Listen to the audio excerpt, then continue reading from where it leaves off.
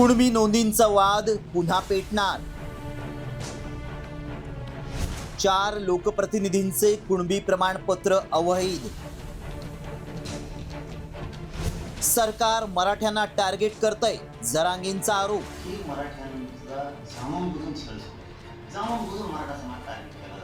मराठवाड्यात कुणबी जातीचे प्रमाणपत्र मिळवणाऱ्या 4 मराठा लोकप्रतिनिधींचे दाखले जात पडताळणी समितीनं अवैध ठरवलेत। त्यामुळे राज्यात कुणबी प्रमाणपत्रांचा मुद्दा पुन्हा एकदा वादाच्या केंद्रस्थानी आलाय।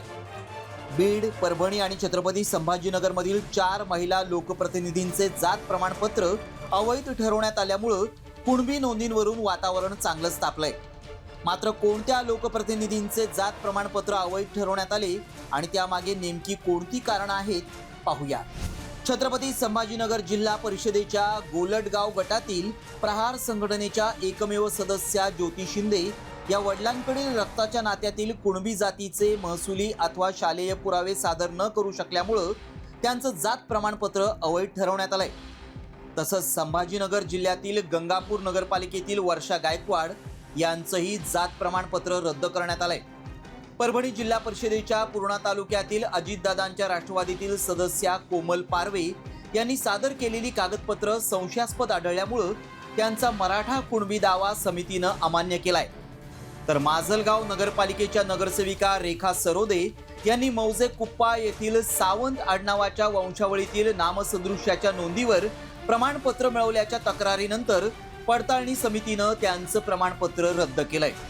दरम्यान जात प्रमाणपत्र अवैध ठरवल्याप्रकरणी निर्णयाविरोधात संबंधित लोकप्रतिनिधी न्यायालयात दाद मागण्याच्या तयारीत आहेत। राजकीय सूडबुद्धीते जात पडताळणी समितीने माझे सर्व पुरावे सक्षम असूनही माझी जात वैधता प्रमाणपत्र समितीने फेटाळली आहे। तरी आम्ही उच्च न्यायालयामध्ये दाद मागण्यासाठी गेलो आहोत। 100% आम्हाला न्याय मिळेल। माझ्या खापर पंजोबाचं त्यात नाव निघलं, समितीकडे ते दाखल केलं। समितीने आम्हाला सर्टिफिकेट दिले। समाज कल्याण ह्या विभागाकडे आम्ही ते दाखल केले। समाज कल्याण ह्या विभागाने आमचे सर्टिफिकेट कॅन्सल केले। आम्हाला ही आशा आहे न्यायदाता आम्हाला न्याय देतील।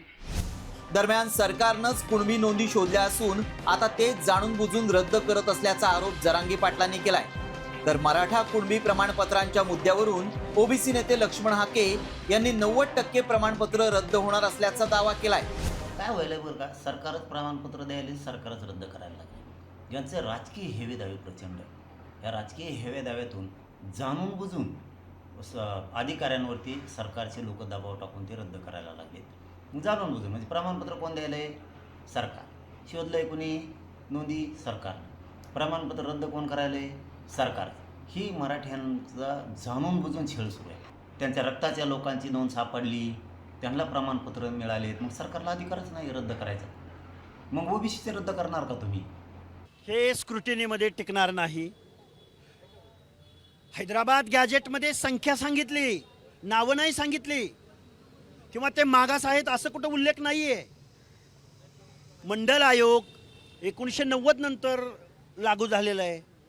त्यानंतर आयोग स्थापन करावेत, ज्यांच्या मागणी आहेत त्याची ट्रिपल टेस्ट घ्यावी, ते संविधानिक तत्वामध्ये बसतं का ते बघावं।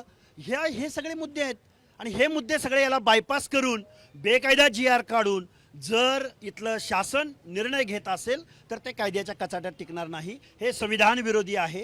हे ओबीसींच्या हक्क अधिकार संपवणारे निर्णय आहेत।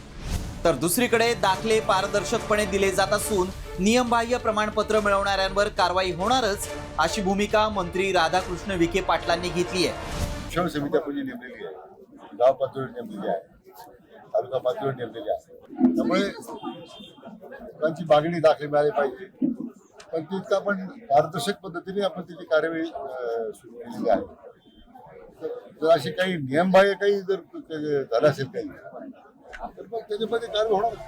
मुळात मराठा समाजाला ओबीसी प्रवर्गातून आरक्षण मिळावं यासाठी मनोज जरांगे पाटील यांच्या नेतृत्वात मराठा समाजानं आतापर्यंत तब्बल 8 उपोषणं आणि अनेक भव्य मोर्चे काढले। तब्बल 58 लाख कुणबी नोंदी आढळल्याचा दावा मनोज जरांगेंनी केलाय। मात्र कुणबी प्रमाणपत्र दिले जात नसल्याचा त्यांचा आरोप असल्यामुळेच ते 29 ऑगस्टला पुन्हा उपोषणाला बसणार आहेत। त्यात आता ज्यांच्या कुणबी नोंदी आढळल्या आहेत त्यांची प्रमाणपत्र जात वैधता समिती रद्द करत असल्यामुळे कुणबी नोंदींचा मुद्दा पुन्हा तापणार आहे. माधव सावरगावे, साम टीव्ही न्यूज, छत्रपती संभाजीनगर.